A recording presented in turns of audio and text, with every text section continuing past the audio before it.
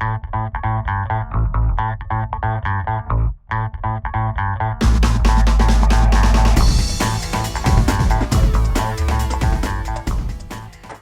come you called on me? I didn't raise my hand. What teacher hasn't heard that one?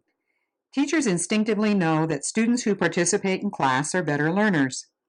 In an effort to make sure that we give all students the opportunity to participate, we often have to resort to calling on students who look and act like they would much rather just blend into the woodwork or be invisible in a crowd. So here's the ultimate question then. If participation is good for every learner, how can we invite all students to participate throughout a lesson and hold them accountable for that participation in a way that increases learning? Welcome to part 3 of Increasing Their Learning. In this podcast, you will learn to define and list the critical attributes of active participation, identify 3 different kinds of active participation, and determine the benefits of active participation for teachers and students. What is the real goal of the lessons you teach? A simple story provides the answer. 2 young boys were talking together. The first boy, who was holding his dog, exclaimed, "I taught Spot to whistle." The second boy replied, "Let me hear him whistle."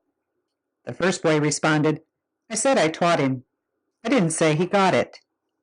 We have known for many years that quality lessons are not measured by how well the teacher teaches. They are measured by how well the student learns.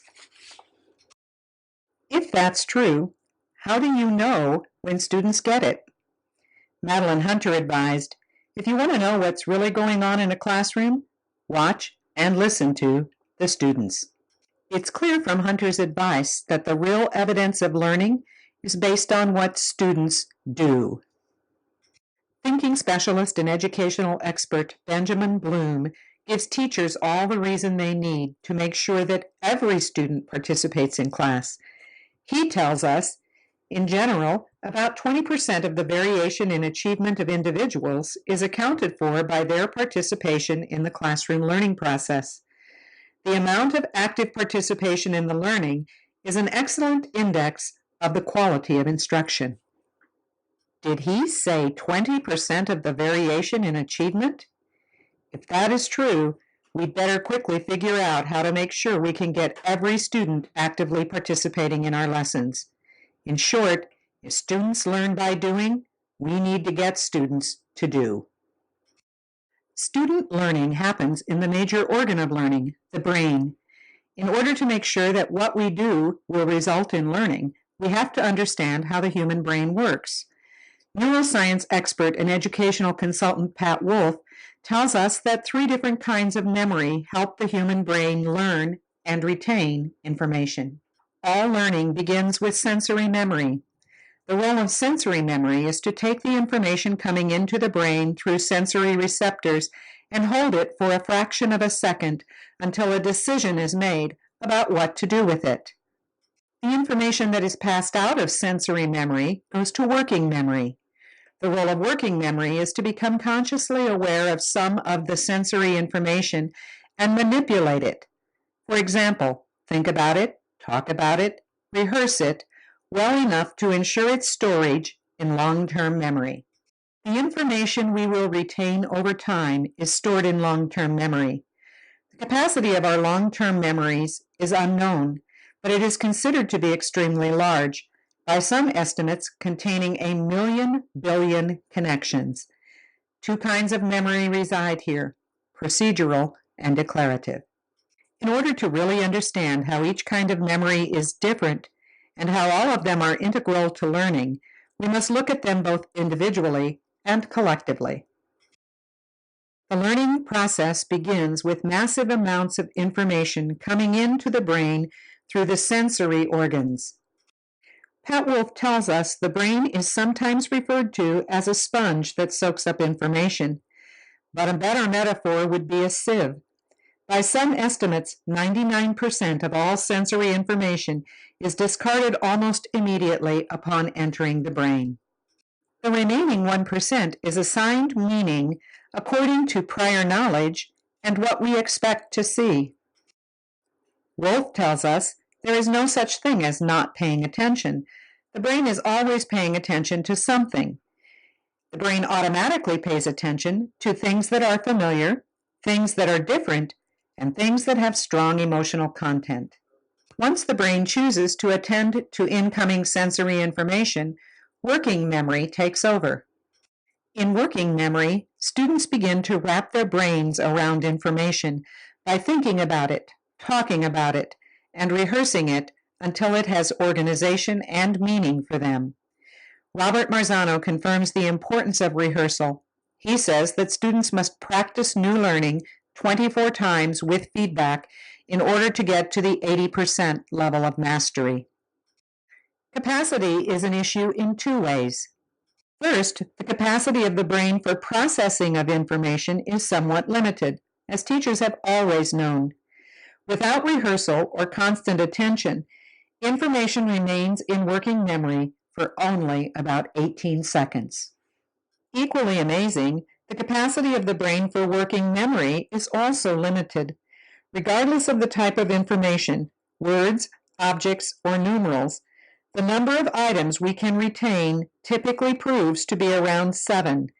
The normal adult capacity is 7 plus or minus 2, and it is reached at a mental age of 15. This means that we can only consciously work with a limited number of things at one time, and we have a very short time span for deciding how we will work with those things. Neuroscience expert Pat Wolf tells us we need to realize that these limitations can be circumvented somewhat by our ability to chunk information. However, we cannot think of working memory as an unlimited file cabinet with room to store anything and everything. It is comforting to know that there are many ways for students to rehearse information or skills. Rote rehearsal, doing it, elaborative rehearsal, such as summarizing or paired sharing, all work. However, without some kind of rehearsal, Hermann Ebbinghaus's forgetting curve indicates that a given piece of learning will be forgotten by more than half the audience within 1 hour. Think of working memory as the place where numbers really matter. How quickly students rehearse the information, how much information they are given, and how it is chunked, all determine how many of them will remember it after 1 hour. Information that is made organized and meaningful in working memory is then stored in one of the billions of neural networks of the amazing human brain. Think about the billions of neural networks in long-term memory as billions of closed racetracks. The more frequently a learner uses each neural network, the bigger and stronger and more effective it becomes. Two kinds of memory make up long-term memory. Some of the neural networks store procedural memory, which is knowing how to do something that has become so automatic we can unconsciously retrieve it and do it without thinking. Brushing your teeth, tying your shoes, driving a car, or typing all become automatic once they are done frequently enough. Other neural networks are for declarative memory, which is our ability to store and recall information that we can declare, speak, or write with conscious thought. Some of it is episodic in that we remember where and when the information was acquired. Some of it is semantic and is built entirely on words, symbols, and their meanings. The critical thing to remember here is that the more often a pattern of neurons or a neural network is activated, the stronger it becomes. As Pat Wolf, educational consultant and neuroscience expert, is fond of telling us, neurons that fire together wire together. Building bigger, stronger, more effective neural networks is the ultimate learning success. So what does all of this tell us about why active participation is so important throughout a lesson? Obviously, we want all students to pay attention to what we are going to teach. In a matter of seconds, we have to make sure the entire class becomes interested in the sensory input we give them. We can't do that one student at a time and still hold their attention. Obviously, we have to get all students to talk about, think about, or rehearse the content we give them. Most classrooms serve 20 to 30 students and teach lessons that are 15 to 40 minutes long. You do the division. If you try to rehearse working memory one student at a time, Do you really believe you have enough time for every student to participate at the level needed to make the material meaningful and organized? Obviously, we all want students to build solid neural networks that can be accessed from long-term memory again and again. We want students to frequently stretch the limits of their neural networks so that the networks become bigger and stronger and more effective. These goals also make us think about the reality of classroom numbers. If students must practice new learning 24 or more times to achieve 80% mastery, then working one rehearsal at a time is hopelessly inefficient. The key to using the brain as the organ for learning is active participation. Let's look at this powerful teaching strategy more closely to better understand why that is true.